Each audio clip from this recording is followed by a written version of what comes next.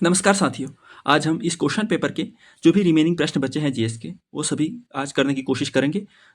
और कल तक हमने जो भी क्वेश्चन किए थे वो हमने यहाँ पर तक कर लिया था। आपने इसका आंसर देखा होगा, ये सोच के हमने इसका आंसर निकाला था। अगर आप दिमाग पर थोड़ा भी अपना प्रेशर करते हैं तो आंसर निकलने की संभावना रहती है ऐसे प्रश्नों में, ठीक है। और आज के जो प्रश्न हैं बेहद कंसेप्चुअल भी हैं और बहुत मैपिंग से बेस्ड भी हैं, बहुत सारे क्वेश्चन, और 2-3 क्वेश्चन रिपीटेड भी हैं। तो आप भी अपना आकलन कीजिएगा कि आप कितना सीख रहे हैं इससे, और जो भी सारी पिछली वीडियोज़ हैं उनका क्या कुछ फ़ायदा हो रहा है आपको, ठीक है। और वही अगर वीडियो आपको अच्छी लगती है, थोड़ी भी फ़ायदेमंद है आपके लिए, तो आप वीडियो को लाइक करना कतई ना भूलें और साझा भी करें अन्य साथियों तक, ठीक है। चलिए, आज का पहला हमारा जीएस का प्रश्न है, ये ध्यान से पढ़ते हैं, सुनिए क्या कह रहा है। देखिए, भारत में मंत्रिपरिषद सामूहिक रूप से लोकसभा तथा राज्यसभा दोनों के प्रति उत्तरदायी है। लोकसभा और राज्यसभा दोनों के सदस्य संघीय सरकार में मंत्री बनने की पात्रता रखते हैं। इस क्वेश्चन को पढ़ने से पहले मैं इसका जो भी सोर्स है वो सब बता देता हूँ, ठीक है। सबसे पहले हमारे संविधान में जो हमारा स्वरूप है सरकार का, वो क्या है? संसदीय स्वरूप है, हमें पता है। अध्यक्षीय स्वरूप नहीं है, यानी संघीय स्वरूप नहीं है। संघीय तो है, मतलब अध्यक्षीय स्वरूप नहीं है, संसदीय स्वरूप है। अब संसदीय स्वरूप की खास बात क्या होती है, सुनिए। संसदीय स्वरूप, आर्टिकल 75 में क्या कहा गया है? पहली बात, जो मंत्री परिषद होगी उसकी नियुक्ति कौन करेंगे? राष्ट्रपति करेंगे, ठीक है। प्रधानमंत्री सबसे पहले राष्ट्रपति प्रधानमंत्री की नियुक्ति करेंगे, फिर प्रधानमंत्री की सलाह पर अन्य मंत्रियों की नियुक्ति करेंगे। ये 75(1) में। दूसरे में कहा गया है, जो मंत्री परिषद होगी, काउंसिल ऑफ मिनिस्टर कहते हैं इसे, ये सामूहिक रूप से लोकसभा के प्रति उत्तरदायी होगी। अब बताइए, ये राज्यसभा के प्रति क्यों नहीं है? हमें पता है जो लोकसभा है वो हमारे निर्वाचित सदन है, वो यानी लोकसभा में जो सदस्य चुनकर आते हैं वो डायरेक्ट वोटिंग से, जो हम जिन्हें हम वोट करते हैं वो सीधे लोकसभा में चुनकर आते हैं। जबकि राज्यसभा के मेंबर्स क्या होते हैं? हमारे द्वारा चयनित नहीं होते। वो क्या होते हैं? थोड़े 12 राष्ट्रपति द्वारा नामांकित होते हैं और शेष अप्रत्यक्ष रूप से चुने जाते हैं राज्य की विधानसभाओं के द्वारा। तो देखिए, जो काउंसिल ऑफ मिनिस्टर है वो सीधे लोगों के प्रति जिम्मेदार होगी ना, तो लोगों का सदन कौन सा है? लोकसभा है। इसलिए ये राज्यसभा के प्रति जिम्मेदार नहीं होती है। एक क्वेश्चन ध्यान से लिख लीजिए, मैंने आपको पहले भी कराया था। काउंसिल ऑफ मिनिस्टर सामूहिक रूप से लोकसभा के प्रति, केवल लोकसभा के प्रति, ठीक है। और अगर सामूहिक रूप से तो लोकसभा के प्रति, सामूहिक आएगा अगर सामूहिक जिम्मेदारी कहेंगे तो लोकसभा के प्रति। बट व्यक्तिगत काउंसिल ऑफ मिनिस्टर का जो प्रत्येक मंत्री है वो व्यक्तिगत रूप से किसके प्रति जिम्मेदार होगा, या व्यक्तिगत उत्तरदायित्व किसके प्रति होगा? उसका राष्ट्रपति के प्रति। ध्यान रखना है, मंत्रिपरिषद का सामूहिक उत्तरदायित्व लोकसभा के प्रति, और जो हर एक मंत्री है उसमें से उसका व्यक्तिगत उत्तरदायित्व राष्ट्रपति के प्रति। इसका कहने का क्या तात्पर्य है कि कोई भी मंत्री है उसे राष्ट्रपति हटा सकता है, इसलिए जो मंत्री है वो राष्ट्रपति के प्रसाद पर्यंत कार्य करते हैं, ऐसा हम पढ़ते हैं। चलिए, ये सब हमने पढ़ा। आर्टिकल कौन सा था? 75। चलिए, अब क्वेश्चन सॉल्व करने की कोशिश करते हैं। भारत में मंत्री सामूहिक रूप से लोकसभा तथा राज्यसभा दोनों के प्रति उत्तरदायी होते हैं। गलत बात, राज्यसभा के प्रति उत्तरदायी नहीं होते, केवल लोकसभा के प्रति उत्तरदायी होते। अब सुनिए, लोकसभा और राज्यसभा दोनों के सदस्य संघीय सरकार में मंत्री बनने की पात्रता रखते हैं। सही बात है भाई। हमें क्या, जो भी मंत्री बनना है, जो भी सदस्य मंत्री बनता है उसे क्या होना चाहिए? या तो लोकसभा का सदस्य होना चाहिए या राज्यसभा का सदस्य होना चाहिए। तो ये तो सही है। और अगर कोई जो मंत्री बना है वो किसी भी सदन का सदस्य नहीं है, फिर भी वो मंत्री बन सकता है, लेकिन केवल 6 महीने तक। 6 महीने तक उसे किसी न किसी सदन की सदस्यता प्राप्त करनी होगी, वरना 6 महीने के बाद वो मंत्री नहीं रहेगा। मैंने क्या कहा? अगर कोई मंत्री बनना चाहता है, पहली बात क्या, उसे लोकसभा या राज्यसभा किसी का सदस्य होना चाहिए, यानी दोनों में से किसी का भी सदस्य वो हो सकता है, तो मंत्री बन जाएगा। और अगर वो किसी भी सदन का सदस्य नहीं है फिर भी मंत्री बन सकता है, केवल 6 महीने तक। अगर 6 महीने तक भी उसने किसी भी सदन में सदस्यता नहीं हासिल की तो उसे खारिज कर दिया जाएगा, उसका जो मंत्री पद है वो उससे हटा दिया जाएगा। समझ गए? 6 महीने तक वैसे भी बन सकता है। तो मैंने क्या कहा? ये कथन गलत है, क्योंकि केवल लोकसभा के प्रति, और ये कथन सही है। तो मंत्री राज्यसभा से भी बन सकते हैं और लोकसभा से भी बन सकते हैं। चलिए, तो आंसर क्या है हमारा? ए गलत, आर सही। नोट डाउन करते चलिएगा। देखिए, आगे बढ़ते हैं। अगला प्रश्न है नगरीकरण। ध्यान से पढ़ते हैं। जो जन्म दर है के संदर्भ में कौन सा कथन सही है? इकोनॉमी के ऐसे प्रश्न आते हैं। ह्यूमन जो डेमोग्राफिक डिविडेंड वाली बात हम करते हैं, वो टॉपिक से आया है। देखिए, नगरीकरण जन्म दर को कम करने में सहायक है। ये क्या लिखा है? सहायक है। ध्यान से पढ़िए। सॉरी, जो नगरीकरण है वो जन्म दर को कम करने में सहायक है। सही बात है। अगर नगरीकरण होगा तो नगरीकरण का तात्पर्य लोग अधिक बेहतर अफोर्डेबल, मतलब जो भी उनकी जो भी उनका बेसिक नीड है वो बेहतर अफोर्ड कर पाएंगे। वो अगर वो बेहतर तरीके से अफोर्ड कर पाए हैं तो जन्म दर क्या होगी, ज़्यादा नहीं होगी वहाँ, क्योंकि वो उन चीज़ों तक अपनी पहुँच पहले बना चुके हैं। मतलब कि अगर देखिए, इसे यहाँ पढ़ने की कोशिश करते हैं, अगर अर्बनाइजेशन होगा, नगरीकरण होगा, तो लोग ज़्यादा शिक्षित होंगे, लोगों के पास काम के ज़्यादा बेहतर अवसर होंगे, तो जन्म दर में कम कम होने में एक ये सहायक रहता है हमारा। ठीक है, नगरीकरण होगा तो जन्म दर कम होगी, और अगर ऊंची साक्षरता दर होगी तो भी निम्न जन्म दर होगी। हमें पता है जब लोग साक्षर नहीं है तो वो ज़्यादा बच्चे पैदा करने की कोशिश करते हैं ताकि उनके जो ह्यूमन कैपिटल हो इंक्रीज हो और उनके परिवार को चलाने में कुछ ना कुछ वो मदद करे। बट जब साक्षरता दर ऊंची होती है तो जन्म दर क्या होने लगती है, कम होने लगती है, क्योंकि लोग ज़्यादा शिक्षित होने लगते हैं और इन सब चीज़ों के बारे में अवेयर होने लगते हैं। ठीक है, तो ये दोनों कथन सही है। ऐसे क्वेश्चंस को तो पढ़िएगा और सही करिएगा। ठीक है, अगला प्रश्न देखते हैं। मेकोंग नदी, आ गई मेकोंग नदी। मैं आपको ये भी समझाने वाला था, मैंने पहले आपको मेकोंग नदी के बारे में बताया है एक बार पीवाईक्यू में आया है, तो आज फिर से आपको जो दक्षिण पूर्व के राष्ट्र हैं भारत के दक्षिण पूर्व में, उन सभी के बारे में बताने वाला हूँ। सबसे पहले मैंने आपको क्या बताया था, लाओस बताया था, जो एक लैंड लॉक कंट्री है। इसके आसपास के मैंने आपको सारे कंट्रीज बताई थी। यहाँ से क्या, वियतनाम था, यहाँ से कंबोडिया हो गया, फिर यहाँ से थाईलैंड हो गया, यहाँ से म्यांमार हो गया, और यहाँ से चाइना हो गया। तो जितनी भी मैंने ये कंट्रीज बनाई हैं, मेकोंग नदी इन सब से जाती है। चाइना से आई वो, फिर यहाँ से ये इन सब की बॉर्डर बना, ऐसे ऐसे बॉर्डर में लगते हुए सारे देशों से होकर कहाँ गिर गई, जो नीचे प्रशांत महासागर है, उत्तर पूर्वी वाला। ठीक है, चलिए, तो ध्यान रखें ये कंट्रीज याद करनी है आपको। सबसे पहले लाओस हो गया यहाँ पर, उसके यहाँ पे वियतनाम हो गया। लाओस लैंडलॉक कंट्री है, याद रखिएगा इन पांचों में से। और फिर होगी यहाँ से कंबोडिया हो गया, यहाँ से थाईलैंड हो गया, यहाँ से म्यांमार, और यहाँ से चाइना। ठीक है, याद रहेगा, Myanmar, Thailand, Cambodia, Laos, Vietnam और चाइना। यहाँ से तो लाओस लैंडलॉक है, और मेकोंग नदी इन सभी देशों से गुजरती है। ठीक है, चलिए आगे बढ़ते हैं। G7 के कंट्रीज याद होंगे आपको सब, G7 तो याद होगा। एक दो हो गए, एक कनाडा हो गया यहाँ का, नॉर्थ अमेरिका से कनाडा और यूएसए, एशिया से जापान, और 4 कंट्रीज हो गई आपकी यूरोप की। कौन कौन सी, ग्रेट इंग्लैंड होगा, ब्रिटेन है, जर्मनी है, फ्रांस है, और इटली है। ठीक है, अगर कोई ट्रिक से याद है आपको तो वैसे याद करिए, वरना ये ठीक ही है। चलिए आगे बढ़ते हैं। हाँ, अब ये पढ़िए, एक अनवीनीकृत ऊर्जा का स्रोत कौन है, यानी नवीनीकृत और अनवीनीकृत में अंतर क्या है। नवीनीकृत जिन्हें हम कितना भी यूज करें वो समाप्त नहीं होंगे, लेकिन अनवीनीकृत उनकी एक लिमिट होती है, वो एक हद तक यूज करने के बाद समाप्त हो जाएंगे। तो सोचिए, सौर ऊर्जा कितना भी यूज कर लो भाई, सूर्य अब वैसे तो खत्म होगा कितने अरबों बाद हम पढ़ते हैं वैसे, अगर हाइपोथेटिकली सोचें, बट अभी तो लगातार आएगी ही ऊर्जा। वायु ऊर्जा देख लीजिए, ये भी समाप्त नहीं होगी। बायोगैस, ये भी कैसे बनती है, जो अवशिष्ट होता है, अपशिष्ट होता है, उससे बायोगैस हम बनाते हैं, तो ये भी खत्म नहीं होगी। बट पेट्रोलियम, हमें पता है पेट्रोल क्या है, एक लिमिटेड सोर्स है हमारा, जो भी संसाधन है वो लिमिटेड है। जैसे हम कोयला कहते हैं, पेट्रोलियम कहते हैं, ये एक हद तक हम यूज करेंगे तो उसके बाद ये समाप्त हो जाएंगे। ठीक है, चलिए, तो अनवीनीकृत स्रोत पेट्रोलियम है। अब देखिए, कार्बन क्रेडिट की अवधारणा कब उत्पन्न हुई या कहाँ उत्पन्न हुई थी, तो पहले कार्बन क्रेडिट का अर्थ समझते हैं। कार्बन क्रेडिट का तात्पर्य कि आप अगर कार्बन, मान लिया जाए आप कार्बन डाइऑक्साइड रिलीज करते हैं, एक वो ग्रीन हाउस गैस है, हमें पता है। कार्बन क्रेडिट का तात्पर्य कि अगर कोई, जैसे मैं हूं, मेरी लिमिट 100 यूनिट कार्बन उत्सर्जन की है, बट मैं 50 ही करता हूं, तो 50 मैंने कम किया है, तो वो 50 मैं किसी दूसरे को बेच दूंगा। वो 50 क्या करूंगा, मैं किसी दूसरे को बेच दूंगा। इसे कहते हैं कार्बन क्रेडिट। जैसे ध्यान से समझते हैं, एक ए पर्सन है, एक बी पर्सन है, दोनों को 100 यूनिट कार्बन एमिशन करने की परमिशन है, बट मैंने किया केवल 50, इसने कर दिया 150, तो मैं ये 50 इसे दे दूंगा, ये कार्बन क्रेडिट हो गया, इसे मिल गया। तो ये 50 एक्स्ट्रा किया जो इसने, इसको दंड नहीं भुगतना पड़ेगा, क्योंकि अल्टीमेटली 200 यूनिट करनी थी, 200 ही यूनिट की गई है। ठीक है, इसे कहते हैं कार्बन क्रेडिट। यह उदाहरण आई थी क्योटो प्रोटोकॉल 1997 में, ध्यान रहेगा। Carbon credit, Kyoto. आजकल इन्वायरमेंट के क्वेश्चन ज़्यादा डीप बनने की संभावना रहती है, इसलिए इन्वायरमेंट पे ज़्यादा ध्यान रहे आपका। ठीक है, जो भी क्वेश्चन आते हैं इन्वायरमेंट के, वो अपने सोर्सेज में नोट डाउन करिएगा। तो कार्बन क्रेडिट क्योटो प्रोटोकॉल में आया था। आगे बढ़ते हैं, फिर से पढ़ते हैं सिंपल क्वेश्चन। मुगल साम्राज्य मूल रूप से एक सैनिक राज्य था। हम पढ़ते हैं मुगल साम्राज्य के 2 स्तंभ ही हम पढ़ते हैं, एक तो उसकी सैन्य व्यवस्था और उसका जो दरबारी प्रशासन था उसके बारे में। तो मूल रूप से मुगल साम्राज्य एक सैनिक प्रशासन ही था, क्योंकि उसकी केंद्रीय शासन व्यवस्था के विकास की प्राण शक्ति उसकी सैन्य शक्ति पर ही निर्भर थी, इसलिए।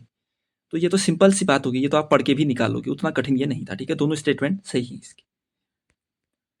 आगे बढ़ते हैं। अब देखिए, अच्छा प्रश्न है ये मैंने सारा कराया है आपको, जब मैंने भौतिक भारत का विभाजन करके आपको सारे टॉपिक्स पढ़ाए थे ना, उसमें पर्वत श्रेणियों के वहाँ पर मैंने आपको सब कराए हैं। तो ध्यान से अब बताइए, इस पर तो कोई दिक्कत नहीं होनी चाहिए आपको। तमिलनाडु कौन है भाई इसमें? डोडा बेट्टा लगा लोगे आप ये। और उसके बाद राजस्थान, राजस्थान का गुरु शिखर अरावली में, नागालैंड में सारामाटी पर्वत, और मध्य प्रदेश में धूपगढ़ महादेव की पहाड़ियों में। इतना सबको आता है। और साउथ इंडिया की सबसे हाईएस्ट चोटी कौन सी है? डोडा बेट्टा नहीं है, अनाईमुडी है, जो अन्नामलाई पहाड़ियों पर है। और डोडा बेट्टा ये नीलगिरी की सबसे ऊंची चोटी है। नीलगिरी की सबसे ऊंची चोटी डोडा बेट्टा है, बट ये हाईएस्ट नहीं है। हाईएस्ट है अनाईमुडी, वो केरल में है। ध्यान रहेगा। मध्य प्रदेश में हो गई धूपगढ़, हो गई जो सह्याद्री रेंज में महादेव पर्वत है वहां पर है ये धूपगढ़ चोटी। नागालैंड में सारामाटी हो गई, और राजस्थान में गुरु शिखर हो गई, जो अरावली की पर श्रृंखलाओं में स्थित है। चलिए लगा लें फिर क्या है। ए का 4 यानी ये, या तो ये बी का 3 यानी आंसर ये हो गया। ठीक है, चलिए ये इनसे बहुत सारे प्रश्न बनते हैं, तो ये गलत नहीं करिएगा आप। ठीक है, चलिए आगे बढ़ते हैं। रेडियोधर्मिता के बारे में पढ़ने की कोशिश करते हैं, और नाभिकीय विखंडन और नाभिकीय संलयन, इन दोनों को भी समझते हैं। तो रेडियोधर्मिता एक नाभिकीय गुण है। सही बात है, रेडियोधर्मिता क्या है? एक नाभिकीय गुण है। नाभिकीय विखंडन के सिद्धांत पर हाइड्रोजन बम बनाया जाता है। अब ध्यान से सुनिए, मैं आपको समझाता हूं नाभिकीय विखंडन और नाभिकीय संलयन। एक होता है फिशन, एक होता है फ्यूजन। देखिए, और हमारे पास बम, एक परमाणु बम, एक परमाणु बम पे एक सिद्धांत काम करता है, परमाणु बम, और एक हाइड्रोजन बम। तो जो हाइड्रोजन बम है वो परमाणु विखंडन नहीं, परमाणु संलयन के सिद्धांत पर, परमाणु संलयन के सिद्धांत पर है हाइड्रोजन बम। और जो परमाणु बम है वो परमाणु विखंडन पर आधारित है। ध्यान रहे, ये क्वेश्चन डाउटेबल भी है थोड़ा। परमाणु संलयन में क्या होता है? जब दो नाभिक मिलकर एक बना देते हैं, ये परमाणु संलयन है। जबकि परमाणु विखंडन क्या है? जब एक नाभिक टूट जाता है दो छोटे नाभिकों में, यह है परमाणु विखंडन, यह है परमाणु संलयन। तो ध्यान रहेगा, परमाणु बम किस सिद्धांत पर? परमाणु विखंडन पर आधारित। और हाइड्रोजन बम किस सिद्धांत पर? परमाणु संलयन पर आधारित। अब बताइए, जो सूर्य में जो ऊर्जा उत्पन्न होती है, जो सूर्य में ऊर्जा उत्पन्न होती है, वो परमाणु विखंडन पर है या परमाणु संलयन पर? तो वो परमाणु संलयन पर आधारित है। जो सूर्य में जो भी ऊर्जा बन रही है ना, वो परमाणु संलयन के सिद्धांत पर आधारित है। क्लियर हो गया डाउट? चलिए आगे बढ़ते हैं। इस क्वेश्चन को क्या सही बात है? फिर ये गलत था और ये सही था। नाभिकीय विखंडन पर कौन? परमाणु बम, और हाइड्रोजन बम नाभिकीय संलयन पर आधारित है। ठीक है, चलिए आगे बढ़ते हैं। भारत की, हाँ अब ये तो आप कर पाओगे, कल तो विस्तृत रूप से मैंने आपको समझाया है। संचित निधि और लोकलेखा निधि, आर्टिकल 266, आकस्मिकता निधि 267, किसको संसद की परमिशन चाहिए, किसको नहीं चाहिए, ये सब बताया है मैंने आपको। ठीक है, कल चलिए अब देखिए, भारतीय संसद की लोक लेखा समिति किस चीज की समीक्षा करती है? लोक लेखा समिति, पब्लिक अकाउंट कमेटी, पहले इसके बारे में समझते हैं। इसमें कितने सदस्य होते हैं? 22 सदस्य होते हैं। लोकसभा से 15, लोकसभा से, और 7 राज्यसभा से होते हैं। इसमें कोई भी मंत्री सदस्य नहीं बन सकता है, हमें पता है। और इसमें हाँ, जो इसका अध्यक्ष होता है वो जो सत्ताधारी पार्टी होती है उसका होता है, जबकि जो इसका उपाध्यक्ष होता है वो विपक्षी दल का होता है, इतना भी हमें पता है। और जो जो पब्लिक अकाउंट कमेटी है, इसका प्रमुख काम क्या है? ये जो कैग है, नियंत्रक एवं महालेखा परीक्षक, इसकी जो भी रिपोर्टें होती है ना, जांच रिपोर्ट, उनकी जांच करता है पब्लिक अकाउंट कमेटी। तो ध्यान रहेगा, पैग क्या काम करती है? जो कैग है उसके प्रतिवेदनों की जांच करती है। ठीक है, इतना ध्यान रहेगा। चलिए आगे बढ़ते हैं। अब ये क्वेश्चन करना चाहते तो लिख लीजिए कहीं पे साइड पर, भाई क्या ही कर जा रहा है। सामाजिक विकास की 3 अवस्थाओं का सिद्धांत किसने दिया? अगस्त कॉम्पटे ने दिया। क्या दिया, क्यों दिया, क्या ही करना है हमें, बस ये ऐसा ही फैक्ट बनेगा। ये सामाजिक विकास की 3 अवस्थाएं हैं। एक आध्यात्मिक सिद्धांत कहा था शायद, एक धार्मिक सिद्धांत, फिर और एक व्यवहारात्मक सिद्धांत कहा था, कुछ ऐसा ही कहा था। बट इतना ध्यान मत रखिए, अगस्त कॉम्पटे ने ये सामाजिक विकास की 3 अवस्थाओं का सिद्धांत प्रतिपादित किया था। चलिए आगे बढ़ते हैं। अब ये बेहतर प्रश्न, फिर से भी बहुत अच्छा प्रश्न आ गया है। ठीक है, जैन धर्म को आपको पता है, जैन धर्म में कितने तीर्थंकर हुए? 24 तीर्थंकर। सबसे पहले कौन थे? ऋषभ देव या ऋषभनाथ। और अंतिम कौन थे? 24वें महावीर थे। अब इनका निर्वाण स्थल क्या है? ये क्वेश्चन आपने कभी देखा नहीं, बनाया ना, अब बनने की संभावना रहेगी। तो महावीर का तो हमें पता है, पावापुरी बिहार में इनका निर्वाण स्थल था महावीर का। और नेमिनाथ जी का भी याद करें, चारों का ही याद करेंगे, एलिमिनेट करेंगे वहां, 24 के 24 का याद करके नहीं जाएंगे। नेमिनाथ जी, इनका था उज्जयंत, जिसे उज्जता भी कहते हैं। क्या? उज्जता। ये कहाँ है? जो गिरनार पर्वत है ना गुजरात में, वहां है। तो नेमिनाथ जी का क्या? गिरनार पर्वत जो गुजरात में है वहां का उज्जयंत है। और ऋषभ देव का, ऋषभनाथ, इनका अष्टापद है, इसे कैलाश पर्वत भी कहते हैं। तो ये 3 तो सही दिए हैं। ऋषभनाथ जी का अष्टापद में है, नेमिनाथ जी का उज्जयंत साइड में गिरनार पर्वत भी लिख लीजिएगा गुजरात का, महावीर का हमें पता है पावापुरी में है। बट जो सम्मेद शिखर है, कहाँ है ये सम्मेद शिखर? पारसनाथ की पहाड़ियां झारखंड में, पारसनाथ की पहाड़ियां झारखंड में। तो पारसनाथ नाम से ही नहीं पकड़ पा रहे आप, पार्श्वनाथ। तो सम्मेद शिखर किसका निर्माण स्थल है? पार्श्वनाथ। और भी बहुत सारे यहाँ 18 से 20 तीर्थंकर यही अपना निर्माण प्राप्त किया था उन्होंने, तो याद रहेगा, ये सब याद करिएगा, ये एक्स्ट्रा इन्फॉर्मेशन वाली चीजें हैं। महावीर का पावपुरी, नेमिनाथ जी का उज्जैंत गिरनार पर्वत, ऋषभनाथ का अष्टपद या कैलाश पर्वत, और सम्मेद शिखर, पार्श्वनाथ प्लस 20 और अन्य तीर्थंकरों का निर्माण स्थल। ठीक है, चलिए आगे बढ़ते हैं। अगला प्रश्न देखिए। हाँ देखिए, थोड़ा सोचिए। हाँ, वायुमंडल में जो प्रकाश का प्रसार होता है वो किस कारण से होता है? अब वायुमंडल में प्रकाश आ रहा है, सूर्य से प्रकाश आ रहा है, किरणें आ रही, वो फैलती किस कारण से हैं? तो किस कारण से फैलेंगी? हीलियम से या गैसों से कैसे फैलेंगी वो? या तो जलवाष्प सोच सकते हो आप, धूलकण। बट धूलकण सोचिए, धूलकण होंगे वहां तो उनसे टकराएंगे तो प्रकाश फैलेगा। तो सिंपल याद रखिए, जो वायुमंडल में प्रकाश का प्रसार होता है वो धूल के कणों से होता है, जो धूलकण होते हैं वो इसका कारण है। ठीक है, चलिए आगे बढ़ते हैं। अब देखिए पूंजी निर्माण। अब ये क्वेश्चन हिंदी में पढ़ने में उतना इंटरेस्टिंग लगता ही नहीं है ना, थोड़ा इंग्लिश में देख लेते हैं। ठीक है, कैपिटल फॉर्मेशन, यानी कैपिटल कुछ पैसा वाला, ध्यान आ रहा है आपको, उसका फॉर्मेशन हो रहा है। Process of capital formation depends on savings and effectiveness of financial institution. अब देखिए, कैपिटल फॉर्मेशन अच्छी चीज होती है, और यहाँ पे लिखा है इफेक्टिवनेस शब्द। ये शब्द अच्छा है या बुरा है, ये बताइए मुझे। अच्छा शब्द है ना, इफेक्टिव होंगे तो ज़्यादा बेहतर तरीके से कैपिटल फॉर्म कर पाएंगे।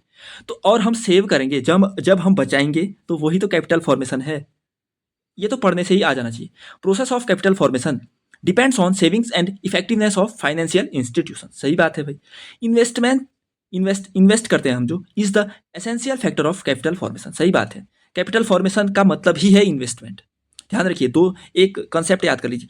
अगर कैपिटल बन रहा है यानी इन्वेस्टमेंट हो रही है, इतना ध्यान रखिए। और इन्वेस्टमेंट और ये जुड़े हैं सेविंग से, यानी हम जितनी बचत करेंगे उतना कैपिटल फॉर्म होगा, और जो हमारे पास बचत है वही तो पैसा हम फिर से इन्वेस्ट करेंगे। ये साइकिल पढ़ लीजिएगा। ठीक है, चलिए, तो ये दोनों कथन सही है। अब ये पूंजी निर्माण शब्द से ही भी आप परिचित हो गए ना, तो बाद में काम आएगा भाई जब इकोनॉमी के क्वेश्चन सॉल्व करोगे आप। अगला प्रश्न है, अब देखिए अच्छा प्रश्न है फिर से, ये यहाँ भी बना था शायद, कहीं मैंने पीवाईक्यू में देखा था ये यहाँ के भी। Poverty and un British rule in India, ये पुस्तक किसकी है? सबसे पहले दादा भाई नौरोजी की है, सबको पता है। Poverty and un British rule in India दादा भाई नौरोजी की पुस्तक है। ये कब पब्लिश हुई, इसका प्रकाशन कब हुआ? तो ये प्रकाशन हुआ था 1901 में, ध्यान रहेगा। और दादा भाई नौरोजी से एक और सिद्धांत क्या इन्होंने? ड्रेन ऑफ वेल्थ दिया था, धन निष्कासन का सिद्धांत कहते हैं हम। धन निष्कासन का सिद्धांत किसने दिया था? दादा भाई नौरोजी ने। इनकी पुस्तक है poverty and earn British rule in India, जो 1901 में पब्लिश हुई। ठीक है, चलिए अब देखिए, ये तो सिंपल है ना, मैंने आपको कितनी बार ट्रिक भी करा दी।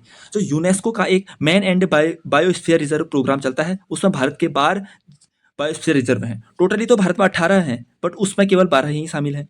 उसकी मैंने आपको ट्रिक भी बताई थी, AGNPS में NPS नाक आपने लिखी होगी, अगर आप लिखते हैं तो। ठीक है, तो चलिए उससे आप ये कर जाते। तो नंदा देवी तो आप पकड़ पाओगे सिंपली, उत्तराखंड में है। नोकरेक भी पकड़ पाओगे भाई, मेघालय में है। अब सभी चीज़ कर ही पाओगे। पंचमणि कहाँ? मध्य प्रदेश में है। और सिमलीपाल कहाँ? ओडिशा में। बहुत ही सिंपल क्वेश्चन है, बहुत ही सिंपल क्वेश्चन। ऐसे क्वेश्चन कभी गलत नहीं करेंगे, क्योंकि आपको दो भी पता है तो शायद आप कुछ ना कुछ तो कर पाओगे। जैसे देखते हैं, सी का क्या है? एक है। सी का एक, या तो ये होना चाहिए या तो ये होना चाहिए। डी का 2, अभी भी नहीं पहुंचे ना हम। फिर पंचमणि का 3 चाहिए, यानी बी का 3। आंसर ये है हमारा। तो याद कर लीजिए, यहीं पर लिख लीजिए, कहीं भी लिखिए, कहीं ना कहीं ये क्वेश्चन बनेगा बाद। चलिए अब आते हैं संसद की कार्यवाही के बारे में कुछ क्वेश्चन है। तो संसद में सबसे पहले 2 काल होते हैं, एक प्रश्नकाल कहते हैं हम, और एक शून्यकाल। तो ध्यान रहे, संसद में कार्यवाही में जो प्रथम घंटा होता है, जो पहला, जो भी प्रथम आवर है, वो प्रश्नकाल का होता है। ध्यान रहे, संसद में जब कार्यवाही प्रारंभ होगी ना, 11 से 12 के बीच का जो पहला घंटा है वो प्रश्नकाल कहलाता है। उसके बाद प्रश्नकाल के जस्ट बाद का जो घंटा होता है, 1 घंटा, वो शून्यकाल कहलाता है। तो ध्यान रहेगा, संसद का पहला घंटा प्रश्नकाल कहलाता है, और उसके बाद का तुरंत का दूसरा घंटा वो कहलाता है शून्यकाल। ध्यान रहेगा। तो संसद का प्रथम घंटा शून्यकाल नहीं भाई, ये तो प्रश्नकाल है। ये भी कुछ कुछ प्रश्नकाल के पूर्व का काल नहीं, वो तो प्रथम काल है, तो उससे पहले तो कार्यवाही प्रारंभ ही नहीं हुई थी। तो प्रश्नकाल के ठीक पश्चात का काल है शून्यकाल। ध्यान रहेगा, यानी संसद आई तो सबसे पहले होगा प्रश्नकाल, उसके तुरंत बाद होगा शून्यकाल। ध्यान रहेगा, ठीक है। चलिए आगे बढ़ते। ये क्वेश्चन बताइए भाई, सबसे कम जनसंख्या घनत्व कहाँ है? ये जनसंख्या घनत्व यानी सबसे कम, जैसे टोटल यूनिट ऑफ एरिया में सबसे कम लोग कहाँ रहते हैं? तो अरुणाचल प्रदेश में। सिंपल। चलिए अब देखिए फ्लाई ऐश, कभी क्या पता बन गया फ्लाई ऐश। ये किसका उप उत्पाद है? यानी ये फ्लाई ऐश जब जो बनता है वो किस चीज से बनता है, कहाँ बनता है? जो ताप विद्युत संयंत्र है ना, फ्लाई ऐश कोयले को जलाने से बनेगा ना। तो कोयला कहाँ यूज होता है भाई? ताप विद्युत संयंत्रों में ही तो यूज होता है। सिंपल सा आप लगा सकते थे। ऐश यानी राख। राख कहाँ से बनेगी? कोयले से बनेगी। कोयले कहाँ प्रयुक्त होते हैं? ताप विद्युत संयंत्रों में प्रयुक्त होते हैं। यही भिड़ा भिड़ा के अगर आप कुछ लॉजिक लगाएंगे ना तो बन जाए। आगे बढ़ते हैं। अब देखिए चारों, किलीवेरी तो मैंने कभी नाम ही नहीं सुना है भाई तो मैं तो इसे कभी आंसर करता ही नहीं अगर मुझे और नहीं भी आते। बट ये तो सिंपल ही क्वेश्चन है। भारत के पूर्वी तट की सबसे बड़ी लैगून झील, भारत का पूर्वी तट, यहाँ की सबसे बड़ी लैगून झील कौन सी है? चिल्का झील। सबको पता है, ओडिशा में है, चिल्का झील है। और यहाँ पर एक नलबाण द्वीप है। क्या है? नलबाण द्वीप, याद रहेगा, नलबाण द्वीप। तो याद रहेगा, ओडिशा में है चिल्का झील, सबसे बड़ी लैगून झील है भारत की। और ये खारे पानी की झील है, हाँ खारे पानी की है ये। और इस पर है नलबाण द्वीप। चलो और देखते हैं, पुलिकट कहाँ है? पुलिकट पता है आपको कहाँ है? पुलिकट है तमिलनाडु और आंध्रा के बीच में। जैसे तमिलनाडु है या आंध्रा प्रारंभ होता है ना, तो यहाँ पर है पुलिकट लेक। यहाँ पर इसका मेजर भाग यानी 80% से ज़्यादा भाग, शायद बहुत कम है आंध्रा में, पता नहीं, मुझे एग्जैक्ट पता नहीं, बट सर्वाधिक भाग इसका तमिलनाडु में है। आंध्रा में बहुत कम भाग है इस पुलिकट झील का। ठीक है, चलिए पुलिकट भी हो गई। और कोलेरू लेक, कोलेरू लेक है आपकी आंध्र प्रदेश में। ये आंध्र प्रदेश है तो यहाँ पर है कोलेरू लेक। ऊपर से आती है गोदावरी नदी, नीचे से कृष्णा नदी, उनके बीच में है ये कोलेरू लेक। ठीक है, ध्यान रहेगा। कोलेरू लेक कहाँ? आंध्र प्रदेश में। पुलिकट आंध्रा और तमिलनाडु के बीच में। और चिल्का ओडिशा में, सबसे बड़ी खारे पानी की लैगून झील भारत की। ठीक है, चलिए आगे बढ़ते हैं। भारत में प्रथम नगर निगम कब स्थापित हुआ और कहाँ स्थापित हुआ? नगर निगम, याद रहेगा, नगर निगम क्या होते हैं? 74वां संविधान संशोधन वाले। ठीक है, तो ये सबसे पहले 1687 में मद्रास में हुआ था। तो भारत का प्रथम नगर निगम है मद्रास, 1687 में। ठीक है, याद रहेगा। चलिए सिंपल फैक्ट है भाई, इसमें कुछ और ज्यादा बताने का स्कोप है नहीं। चलिए आगे बढ़ते हैं। अगला प्रश्न है हमारा, देखिए अगला प्रश्न, देखिए कुछ आप ये याद कर लीजिए, मेरे ख्याल से कुछ कुछ एक दो भी याद करेंगे तो काम बन जाएगा। एक ओएनजीसी याद करिए, जो मैं याद करो कहूंगा वही करने हैं बस। एक ओएनजीसी का हेडक्वार्टर याद कर लीजिएगा, ओएनजीसी, ओएनजीसी इसका हेडक्वार्टर याद करिए। और एक नालको का याद कर लीजिए, नालको, नालको। तो ओएनजीसी का हेडक्वार्टर है न्यू दिल्ली में और नालको का है भुवनेश्वर। इतना ही याद करिए। कभी नालको, बाल्को, हिंडाल्को ये सब नाम सुनने को मिले ना, तो ये एल्यूमिनियम से जुड़े हैं, एल्यूमिनियम कंपनीज हैं ये सब। ए से तो आप पकड़ लेना, एल्यूमिनियम, नालको हो गया, बाल्को हो गया, हिंडाल्को हो गया, ये सब एल्यूमिनियम उत्पादन वाली कंपनियां हैं। नालको है भुवनेश्वर में, ओएनजीसी है न्यू दिल्ली में। बाकी कुछ मत करिए इसमें, ठीक है, हमें क्वेश्चन ही नहीं देखना है, इतने सारे हम कर ही नहीं सकते। तो कर लीजिए ओएनजीसी न्यू दिल्ली, नालको भुवनेश्वर में। चलिए आगे बढ़ते हैं। आज का हमारा अंतिम प्रश्न है, चलिए वाइकोम सत्याग्रह से संबंधित है। चलिए इससे संबंधित कुछ चीजें हम क्लियर करते हैं। तो वाइकोम सत्याग्रह सबसे पहले 1924-25 के आसपास में, कहाँ? वाइकोम केरला में, 24-25 में वाइकोम केरला में हुआ था। क्यों हुआ था? अस्पृश्यता के विरुद्ध हुआ था और जातिगत भेदभाव के विरुद्ध हुआ था। जो तथाकथित निम्न जातियां हैं उन्होंने इसका विरोध किया था, कि अस्पृश्यता का और जातिगत भेदभाव का विरोध किया था उन्होंने इसमें। और इसमें महात्मा गांधी जी ने भाग लिया था, ध्यान रहे। इसके नेतृत्वकर्ता तो के केलप्पन जी थे। के केलप्पन जी ने वाइकोम सत्याग्रह के नेतृत्वकर्ता थे वो, लेकिन इसमें महात्मा गांधी जी ने भी भाग लिया था। तो याद रहेगा, वाइकोम सत्याग्रह अस्पृश्यता के विरुद्ध था और इसमें महात्मा गांधी जी ने भाग लिया था। इसका काल था 24 से 25 के आसपास 1900 केरल में, और के केलप्पन इसके नेतृत्वकर्ता थे। तो ये दोनों कथन सही हो गए हैं हमारे। तो चलिए हमने यूपी पीसीएस के 2021 का क्वेश्चन पेपर भी लगा लिया है। अभी तक हम शायद बहुत सारे क्वेश्चन कर चुके हैं, आपका कॉन्फिडेंस भी बढ़ रहा होगा अगर आप सही चीज़ें मेरे साथ कर रहे हैं तो। ठीक है, चलिए कल से मैं कोई नया पेपर आपको लेके आऊँगा, बस पीसीएस के ही क्वेश्चन लगाएंगे आप। ठीक है, उससे बहुत सारी चीज़ें साथ में क्लियर करने में सहूलियत होती है। और आपको वीडियो अच्छी लगती है, मेहनत थोड़ी अच्छी लगती है तो लाइक करना कतई ना भूलें और साझा भी अवश्य करें। ठीक है, तो चलिए आज के लिए इतना रखते हैं, मिलते हैं अगली वीडियो में, तब तक के लिए धन्यवाद, नमस्कार।